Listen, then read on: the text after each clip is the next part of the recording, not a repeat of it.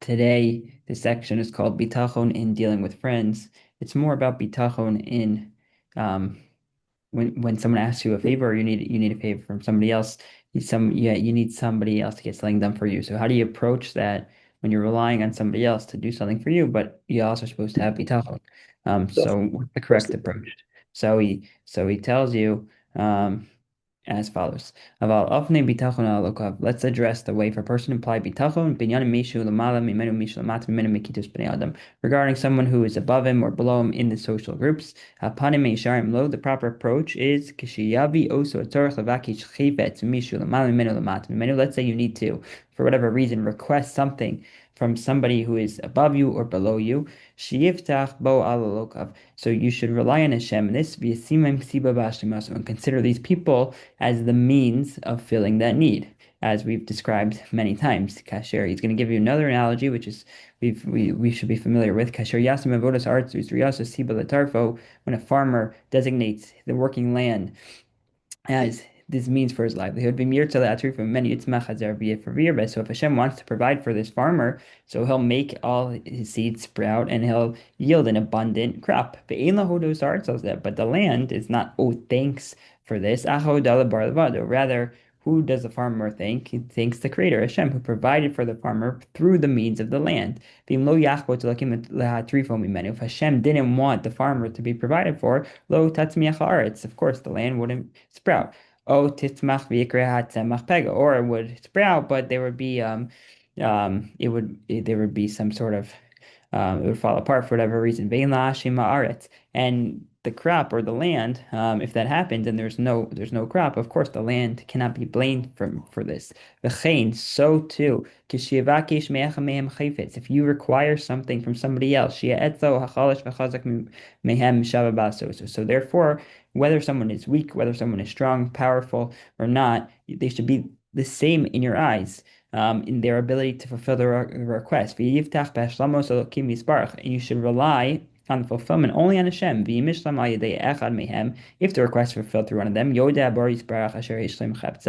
you should, of course, thank Hashem that is fulfilled. But you should also thank the one whom the request was fulfilled through. Not for the fact that the request was filled, um, but for the efforts that they did on their behalf, which expresses goodwill towards him. Right? You're thanking the person that they were the means. Um, but Vishahabora Hevi also and that Hashem brought the benefit through them. Because it's known Hashem only brings good things through righteous people. And very rarely does he bring a loss through them. Benefit is brought through those who are meritorious and harm through those guilty. Um, so if someone is able to do favors for you and do something that you need, so it must be they're also a righteous person. So you should have that. You should have that in your mind. Bim lo yashlim lo ayedehem. But let's say for whatever reason it wasn't able to be fulfilled. Al yashimim. Don't blame them. Lo yislabem katzar. And don't say, oh, it's because they didn't try hard enough. Ach yodel lokim asher bachar lo atov bazeh. You should thank Hashem who chooses the best outcome for you. For whatever reason, that means that the desire was not fulfilled. So you should praise those people because he knew they did their best efforts to fulfill the request. Even though it wasn't actually fulfilled. You should act this way for your colleagues and friends. And so likewise with people who you do business with. And when other people ask your requests, if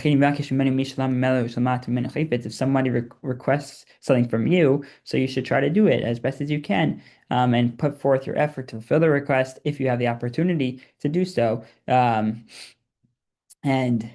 as long as the requesting party is someone who it is proper for you to apply effort to. And after you accept this request, if you know if it's appropriate for you, so you should rely on Hashem to fulfill it. So if Hashem fulfills it through him and makes him the conduit for someone else's good, I think Hashem so for whatever reason you can't fulfill it, al yashim nafsho, don't blame yourself.